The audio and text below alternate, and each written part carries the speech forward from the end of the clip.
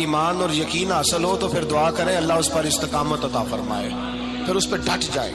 نبی پاک صلی اللہ علیہ وسلم نے فرمایا میں اس بات کا خوف نہیں کرتا کہ میری امت کمزور ہو جائے گی، اس بات کا ڈر نہیں کہ پیسے ختم ہو جائیں، نہ یہ خوف ہے کہ بھوکی مرے گی۔ حضور کس بات کا خوف ہے؟ تو نبی پاک نے فرمایا خوف یہ ہے کہ ان کا یقین کمزور ہو جائے گا۔ یاد رکھیں اگر اعتبار نہ ہو تو گھر نہیں چلتا، تو اگر اللہ رسول پر یقین کامل نہ ہو تو پھر بندہ مسجد نہیں آ سکتا، پھر اس کا دین نہیں چلتا، پھر اس کے لیے مشکل ہے نماز، پھر اس کے لیے مشکل ہے راہ خدا میں خرچ کرنا۔ میرے نبی پاک نے فرمایا یوں نہ کہا کر کہ یا اللہ چاہے تو دے چاہے تو نہ دے، جب مالک سے مانگ تو کہا کر یا اللہ تجھی سے مانگنا ہے، میں لے کے اٹھوں گا، تو مجھے دے گا۔ فرمایا جتنا تیرا یقین کامل ہوگا اتنا ہی اللہ تجھے جھولی بھر کے عطا فرمائے گا۔ کمزور سا مسلمان، لڑکھڑاتا سا مسلمان دیکھتا ہوں کرتا ہوں، اور یہ بھی نہ دیکھا کریں بھائی ایمان یقین کو استقامت کے درجے پہ لیں، یہ نہ دیکھا کریں کہ وہ کیسے دے گا، وہ کسی وسیلے کا محتاج نہیں ہے، وسیلے کو پسند کرتا ہے، پر وسیلے کا محتاج وہ بغیر وسیلے کے بھی دے دیتا ہے۔ ہر آدمی ماں باپ کے ذریعے پیدا ہوتا ہے، اگر پیدا کرنا چاہے تو جناب عیسیٰ کو بغیر باپ کے پیدا کر دیتا ہے، اگر پیدا کرنا چاہے تو حضرت آدم کو بغیر ماں اور باپ کے پیدا کر دیتا ہے۔ جب یقین رکھیں، یقین قرآن مجید پڑھیے، حضرت موسیٰ علیہ السلام فرعون کے دربار میں کھڑے ہیں، چاروں جانب دشمن ہی دشمن ہے، جادوگر آ گئے، انہوں نے سانپ چھوڑے، حضرت موسیٰ کے ہاتھ میں ڈنڈا تھا۔ حضرت موسیٰ کہتے ہیں یا اللہ کیا کروں؟ تو اللہ تعالیٰ نے فرمایا اپنا عصا پھینک دو۔ کہنا چاہیے تھا نا کہ یا اللہ ایک ہی تو شے ہے، اتنے سانپ ہے، بچانے کے لیے ڈنڈا ہے وہ پھینک دوں؟ ڈنڈا پھینکا جاتا ہے، سانپ کو دیکھ کر کے قابو کیا جاتا ہے۔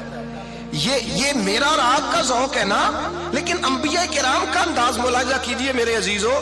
اللہ فرماتے ہیں ڈنڈا، اے موسیٰ ڈال دے اپنا عصا۔ پہلے نہیں فرمایا کہ سانپ بن جائے گا، فرمایا بس تو ڈال دے۔ میں اور آپ ہوتے ہیں تو سام سامنے ہے، ڈنڈا ہاتھ میں ہے، ہم کہیں گے عجیب بات ہے، یہی تو دفاع کی چیز ہے، اسی کو ڈال دوں تو بچوں گا کیسے؟ کہا ڈال دو، تو حضرت موسیٰ نے ڈال دیا، کہا میرے رب کا حکم ہے تو میرے لیے بہتر ہی ہوگا۔ اللہ فرماتے ہیں جب موسیٰ نے ڈالا تو میں نے اس ڈنڈے کو، اس عصا کو اژدہا بنا دیا۔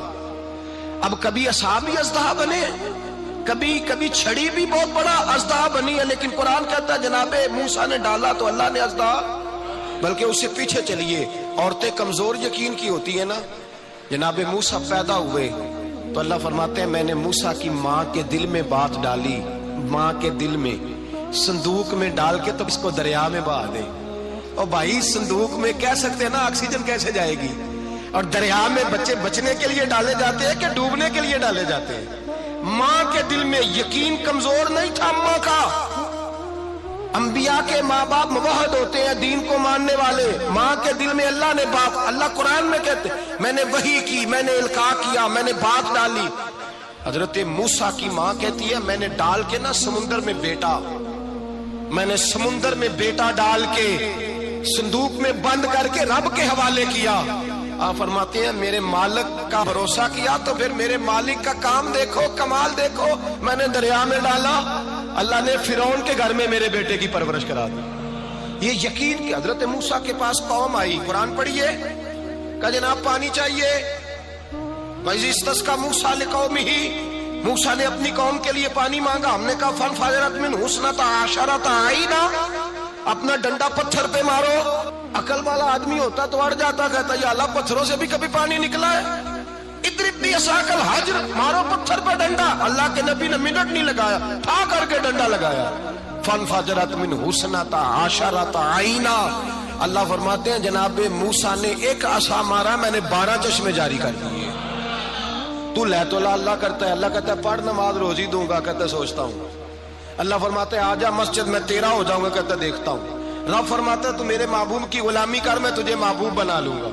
تو کہتا ہے تھوڑا بڑا ہو کے داڑھی رکھنی ہے، ابھی سیانا ہو کے میں ذرا سرٹیفکیٹ لے لوں اسرائیل سے کہ کتنے سالوں کے بعد آئے گی، پھر شروع کروں گا۔ پروگرام بنا رہا ہے، ابھی تو ارادے میں ہے۔ اللہ کے پیغمبر کا ڈنڈا، اور اس سے زیادہ آگے بات ہو گئی، پیچھے فوج لگی ہوئی ہے فرعون کی، مجمع ہے، ہزاروں لاکھوں کا لشکر لے کے، تلواریں نیزے، فرعون پیچھے، آگے دریا آ گیا۔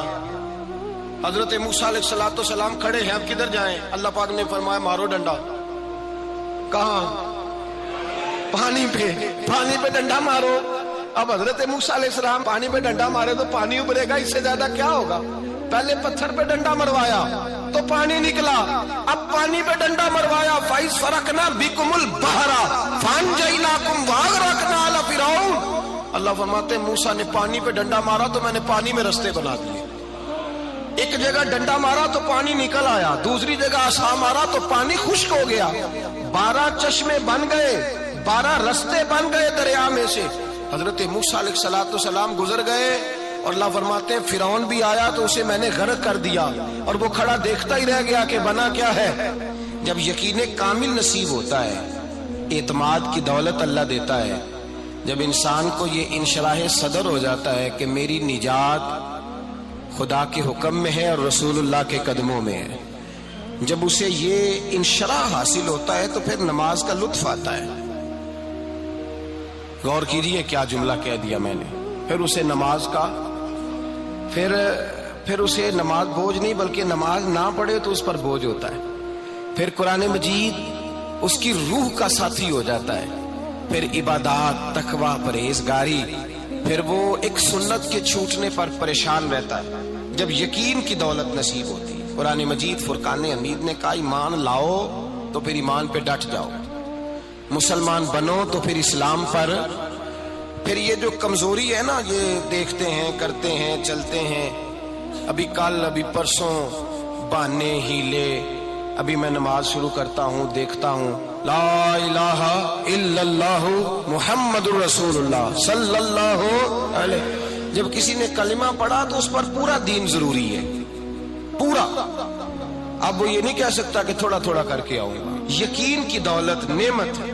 اللہ پاک قرآن مجید میں فرماتے ہیں ان الذین قالوا ربنا اللہ ثم استقاموا، جنہوں نے کہا کہ اللہ ہمارا رب ہے اور پھر وہ اس پر ڈٹ گئے، پھر اس پر وہ کہا تو ڈٹ گئے، کھڑے ہو گئے، نہیں اللہ ہی رب ہے، اللہ ہی دینے والا، اللہ ہی مالک، اللہ ہی ہمارا رازق ہے، رب ہی ہمارا سب کچھ۔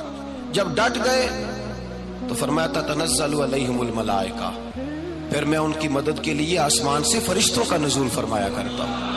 فرشتے کیا کہتے ہیں؟ اللہ تخافوا ولا تحزنوا، غم نہ کرنا، خوف نہ کھانا، وابشروا بالجنۃ التی کنتم توعدون، ہم تو تمہیں اللہ تبارک و تعالیٰ کی اس جنت کی خوشخبری دینے آئے ہیں جس کا رب نے تمہارے ساتھ وعدہ کیا ہوا ہے۔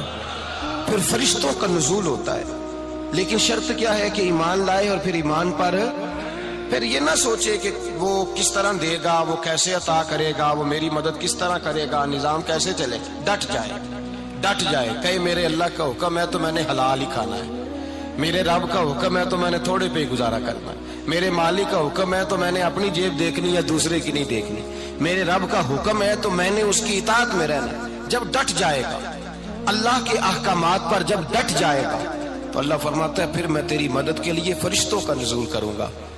نبی پاک صلی اللہ علیہ وسلم نے فرمایا 2 دولتیں اگر کسی کو اللہ دے دے تو سمجھے اللہ نے اسے دنیا کی سب سے زیادہ دولت عطا فرما دی۔